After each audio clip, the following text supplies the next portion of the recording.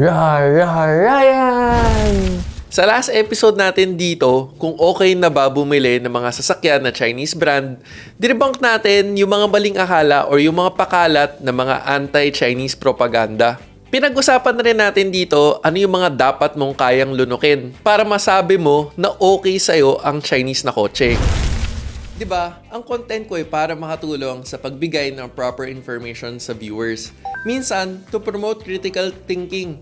Kaya don't forget to like the video and subscribe if you support my advocacy. By the way, may support Real Ryan stickers na rin pala tayo. Kaya kung gusto mo mag-represent ng pinaglalaban natin, andito lang yung link sa video. Alam mo naman tayo, meron tayong We Love Cars philosophy. At end of the day, mas accepting tayo sa mga kotse. Lahat gusto natin. Hinahanapan natin ng design purpose at syempre, dapat walang bias. Ang sabi natin doon, sa sobrang bilis ng pagpalit ng models or advancement ng technology, yung tipong cellphone na yung binili mo lang this year, baka pala next year, laos na. Ito yung number 1 na dapat kaya mong matanggap, hindi resale value.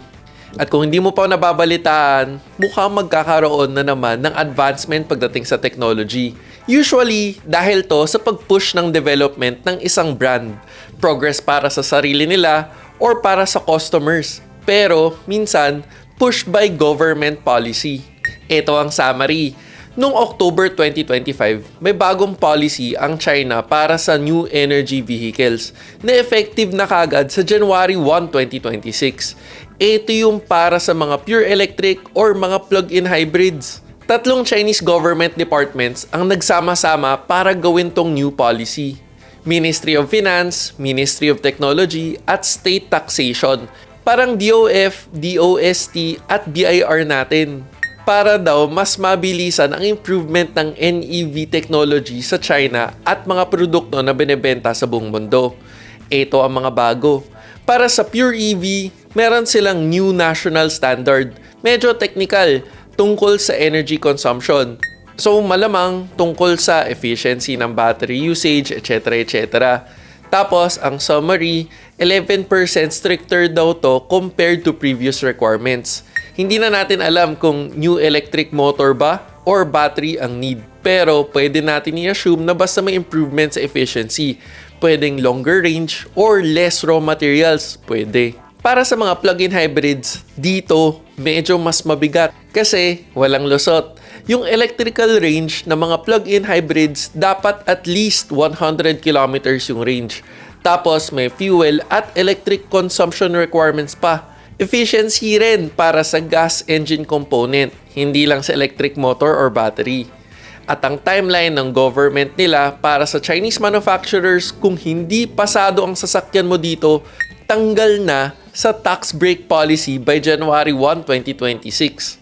Malamang ang tanong na nasa isip mo ngayon, ano naman, meron bang problema? Para sa akin, wala naman directly. Hindi ko lang sure para sa iba. Siyempre, at end of the day, kailangan ito tanggapin at mag-move on. Pero, ito ang more or less na mangyayari. Una, offloading ng current inventory. Malakas ang discounting para mabenta na kaagad.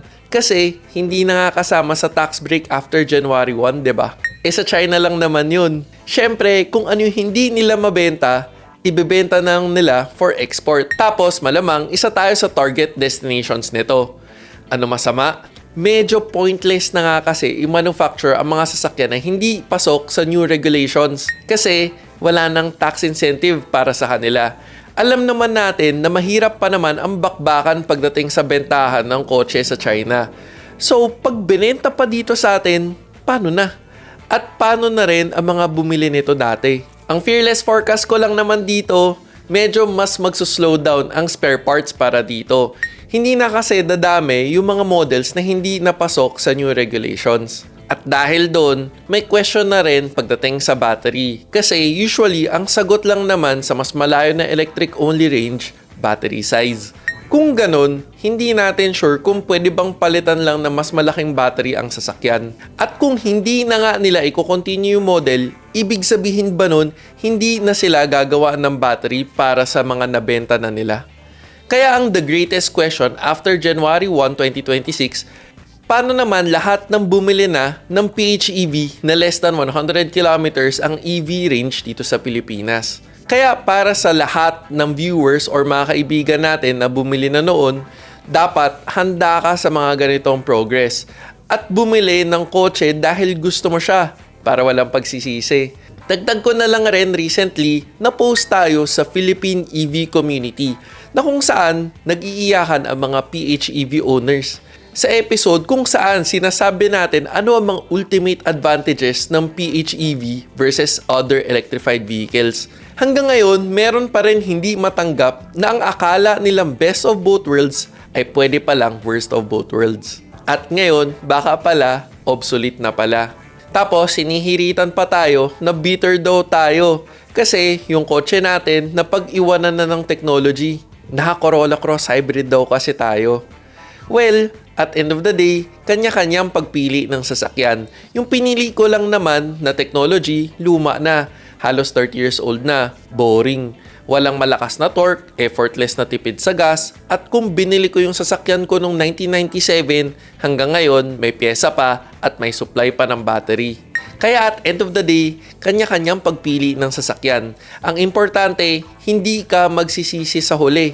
Ikaw, paano ka pumili ng sasakyan? Gusto ko marinig ang opinion mo sa comment section. Kung nakadagdag info tong episode na to sa'yo, please don't forget to like the video. At kung hindi ka pa nakasubscribe, baka naman, para updated ka sa mga relevant car-related videos. Sana nakatulong. O teka, pag may nakalimutan man ako, comment down below. This is me, Real Ryan, bringing you real talk, real experiences, and real reviews.